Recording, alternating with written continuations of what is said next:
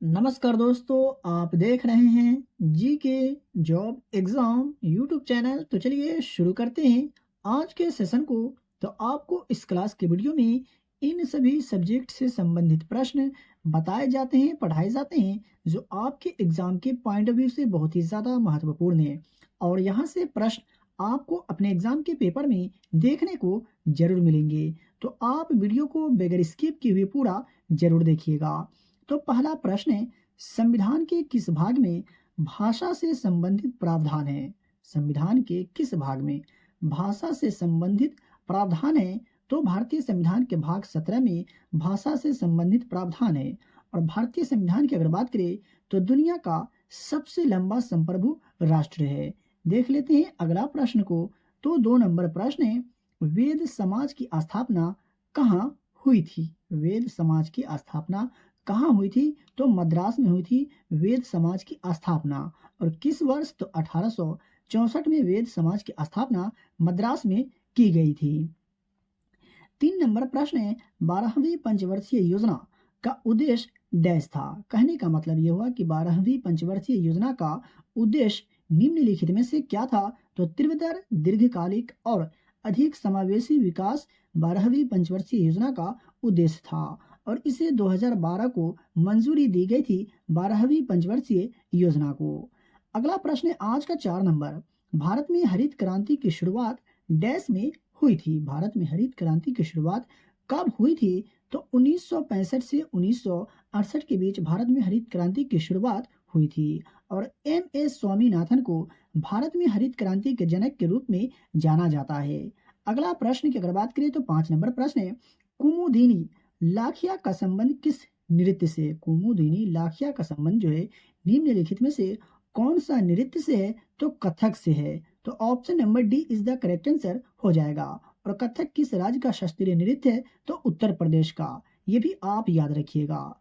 6 number प्रश्न की अगर बात करें तो लक्ष्य सेन निम्नलिखित में से किस खेल से संबंधित है? लक्ष्य सेन का जो संबंध है निम्नलिखित में से कौन सा खेल से इनका संबंध है? तो बैडमिंटन से है। तो ऑप्शन नंबर सी यहाँ पर बिल्कुल सही जवाब हो जाएगा। देख लेते हैं अगला प्रश्न को, लेकिन उससे पहले अगर आपको आज का क्लास का वीडियो पसंद आ रहा हो तो वीडियो को लाइक करें, और चैनल पर पहली बार विजिट कर रहे हैं तो चैनल को सब्सक्राइब करके बेल आइकन को प्रेस करें, और इस वीडियो को अपने दोस्तों और रिलेटिव में भी शेयर जरूर करें। और डेली की क्लास की फ्री में पीडीएफ प्राप्त कैसे कर सकते हैं आप, मैं आपको लास्ट में बताने वाला हूँ। 7 नंबर प्रश्न है, भक्ति आंदोलन की उत्पत्ति कब और कहाँ हुई? भक्ति आंदोलन की उत्पत्ति कब और कहाँ हुई थी? तो 8वीं शताब्दी ईस्वी में दक्षिण भारत में भक्ति आंदोलन की उत्पत्ति हुई थी। और यह मध्यकाल का हिंदू आंदोलन था और बाद में सिख धर्म में क्रांति हुई। देख लेते हैं आज का अगला प्रश्न को। तो आज का 8 नंबर प्रश्न है, विशु निम्नलिखित में से किस राज्य का प्रसिद्ध त्योहार है? विशु जो है निम्न में से कौन से राज्य का प्रसिद्ध फेमस त्योहार है? तो केरल राज्य का प्रसिद्ध त्योहार है विशु। तो option number B is the यहाँ पर करेक्ट आंसर हो जाएगा। 9 नंबर प्रश्न है, भारत में स्थापित पहला बैंक डैश था। भारत में स्थापित पहला बैंक निम्नलिखित में से कौन था? तो बैंक ऑफ हिंदुस्तान भारत में स्थापित पहला बैंक था। तो ऑप्शन नंबर डी यहाँ पर बिल्कुल सही जवाब हो जाएगा। देख लेते हैं आज का 10 नंबर प्रश्न को। तो भारतीय संविधान का अनुच्छेद 39 का ए जो है सामान्य न्याय और निःशुल्क विधायी सहायता किससे संबंधित है? भारतीय संविधान का अनुच्छेद 39 का ए जो है समान न्याय और निःशुल्क विधायी सहायता जो है निम्नलिखित में से किन से संबंधित है? तो राज्य के नीति निर्देशक तत्व से संबंधित है। तो ऑप्शन नंबर बी यहाँ पर बिल्कुल राइट आंसर हो जाएगा।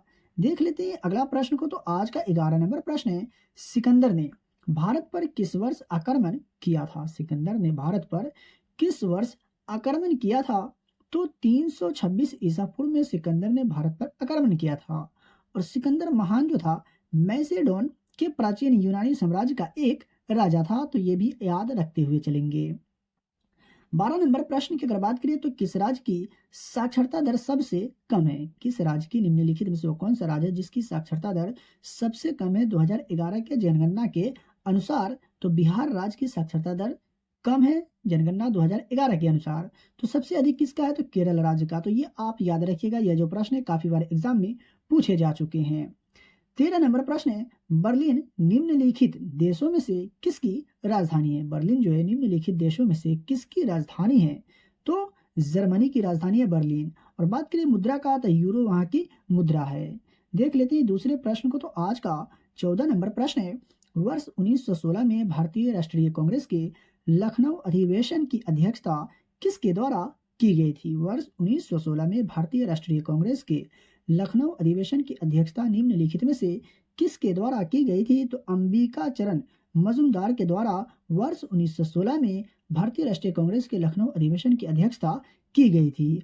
और 1916 के अधिवेशन को लखनऊ संधि के नाम से भी जाना जाता है, तो ये भी याद रखेंगे, ठीक है।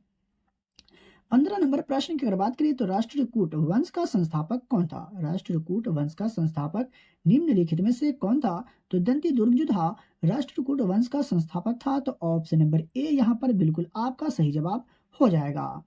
16 नंबर प्रश्न है, खजुराहो समूह के स्मारकों को यूनेस्को द्वारा क्या घोषित किया गया है? खजुराहो समूह के स्मारकों को यूनेस्को द्वारा क्या घोषित किया गया है? तो विश्व धरोहर स्थल घोषित किया गया है। और यह कौन से राज्य में स्थित है? तो मध्य प्रदेश राज्य में। ये भी याद रखते हुए चलेंगे। देख लेते हैं 17 नंबर प्रश्न को। तो जवाहर सुरंग नामक एक सड़क सुरंग किस दर्रे के नीचे स्थित है? जवाहर सुरंग नामक एक सुरंग निम्नलिखित में से कौन से दर्रे के नीचे स्थित है? तो बनिहाल दर्रे के नीचे स्थित है। तो ऑप्शन नंबर सी बिल्कुल सही जवाब हो जाएगा। 18 नंबर प्रश्न है, रक्षा अनुसंधान विकास संगठन की स्थापना किस वर्ष की गई थी? रक्षा अनुसंधान विकास संगठन की स्थापना किस वर्ष की गई थी? तो वर्ष 1958 में रक्षा अनुसंधान विकास संगठन की स्थापना की गई थी। तो option number B is the correct answer हो जाएगा। बात करिए आज का 19 नंबर प्रश्न का। तो अमृत धरोहर योजना कब शुरू की गई थी? अमृत धरोहर योजना की शुरुआत किस वर्ष की गई थी? तो 2023 में अमृत धरोहर योजना की शुरुआत की गई थी। तो आपका यहाँ पर बिल्कुल right answer option number A होगा। बात करें आज का 20 नंबर प्रश्न का। तो आज का 20 नंबर प्रश्न है, भारतीय संविधान की प्रस्तावना में पहली बार संशोधन किया गया था कौन से संविधान संशोधन के द्वारा? भारतीय संविधान की प्रस्तावना में पहली बार संशोधन किया गया था कौन से संविधान संशोधन के द्वारा? तो 42वां संविधान संशोधन के द्वारा प्रस्तावना में पहली बार संशोधन की गई थी। तो option number B is the correct answer हो जाएगा।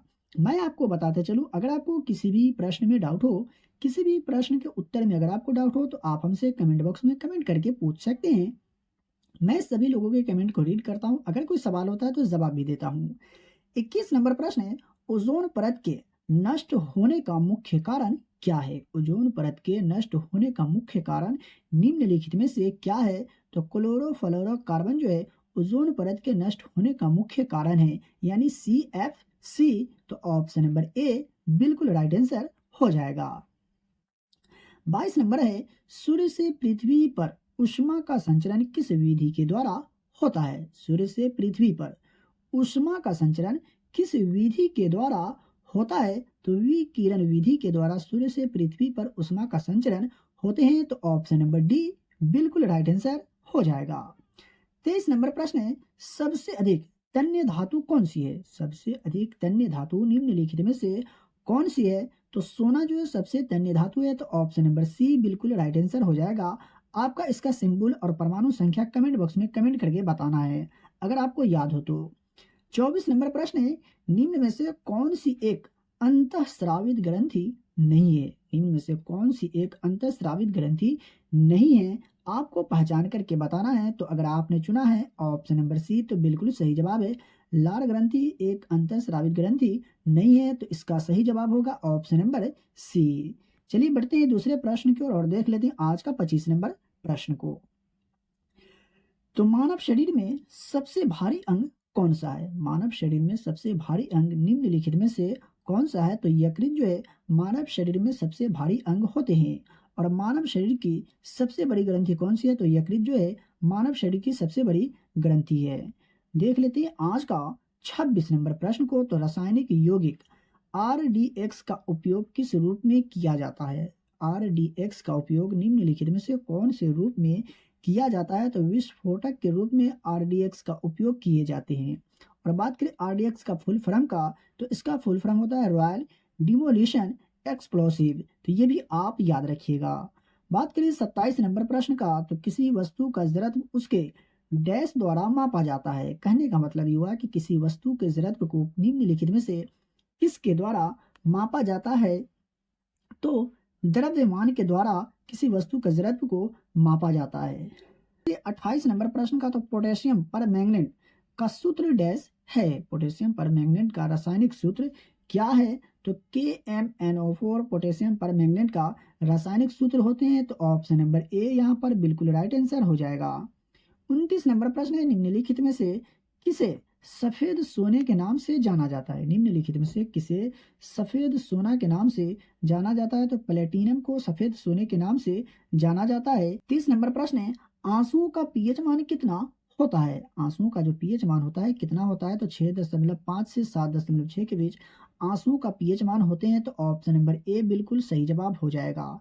अगर आपको आज का क्लास का वीडियो पसंद आया हो तो वीडियो को लाइक करें, और चैनल पर पहली बार विजिट कर रहे हैं तो चैनल को सब्सक्राइब करके बेल आइकन को प्रेस करें, और इस वीडियो को अपने दोस्तों और रिलेटिव में भी शेयर जरूर करें। फ्री में पीडीएफ प्राप्त करने के लिए वीडियो के डिस्क्रिप्शन में दिए गए टेलीग्राम चैनल लिंक को ज्वाइन करें। तो चलिए मिलते हैं फिर से एक नए वीडियो में।